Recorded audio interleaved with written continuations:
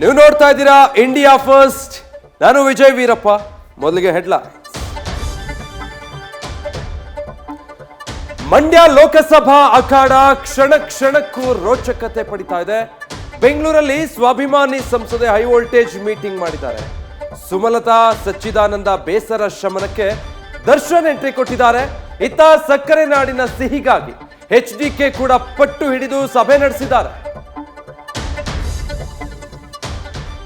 ಉಡುಪಿ ಚಿಕ್ಕಮಗಳೂರು ಲೋಕಕಣದಲ್ಲಿ ಬಿಜೆಪಿಗೆ ಟೆನ್ಷನ್ ಶುರುವಾಗಿದೆ. ಒಂದು ಟಿಕೆಟ್ಗೆ 3 ಆಕಾಂಕ್ಷಿಗಳು ಮುಗಿಬಿದ್ದಿದ್ದಾರೆ. ಈ ಮಧ್ಯೆ ಶೋಭಾ ಕರಂದ್ಲಾಜೆಗೆ ಟಿಕೆಟ್ ಸಿಗುವ ಸುಳಿವು ಸಿಕ್ಕಿದೆ. ಗೋ ಬ್ಯಾಕ್ ಶೋಭಾ ಅಭಿಯಾನಕ್ಕೆ ಬಿಎಸ್ ಯಡಿಯೂರಪ್ಪ ಟಕ್ಕರ್ ಕೊಟ್ಟಿದ್ದಾರೆ. ಸಂಸತ್ ಕುರುಕ್ಷೇತ್ರ ಅಖಾಡಕ್ಕೆ ಕೈಯಿಂದ ಸತೀಶ್ ಜಾರಕಿಹೊಳಿ ಸ್ಪರ್ಧಿಸೋ ಸದ್ದು ಕೇಳಿ ಬಂದಿತ್ತು. ಆದ್ರೀಗ ಪಾರ್ಲಿಮೆಂಟ್ ಪ್ರಹಸನಕ್ಕೆ ಸಚಿವ ಫುಲ್ ಸ್ಟಾಪ್ ಇಟ್ಟಿದ್ದಾರೆ. ನಮ್ಮ ಕುಟುಂಬದಿಂದ ಯಾರು ಸ್ಪರ್ಧಿಸಲ್ಲ ಅಂತ ಬೆಳಗಾವಿ ಸಾಹುಕಾರ್ ಸ್ಪಷ್ಟನೆ ಕೊಟ್ಟಿದ್ದಾರೆ. ಲಕ್ಷ್ಮಿ ಹಾದಿಯನ್ನ ಸುಗಮಗೊಳಿಸಿದ್ದಾರೆ.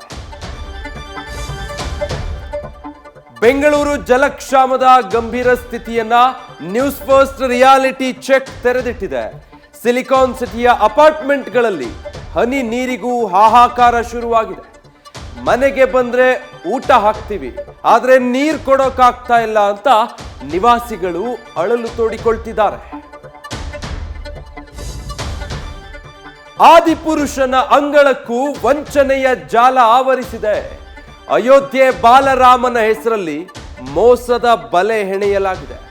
ಆನ್ಲೈನ್ ಮೂಲಕ ಶ್ರೀರಾಮನ ಹೆಸರಲ್ಲಿ ಕೋಟಿ ಕೋಟಿ ಹಣ ವಂಚಿಸ್ತಾ ಇರೋ ಮಾಫಿಯಾ ಬಯಲಾಗಿದೆ. ರಾಮ ಭಕ್ತರಿಗೆ ಹೋಟೆಲ್ ಮಾಲೀಕರಿಗೂ ಧೋಖಾ ಮಾಡ್ತಿರೋದು ಬಯಲಾಗಿದೆ.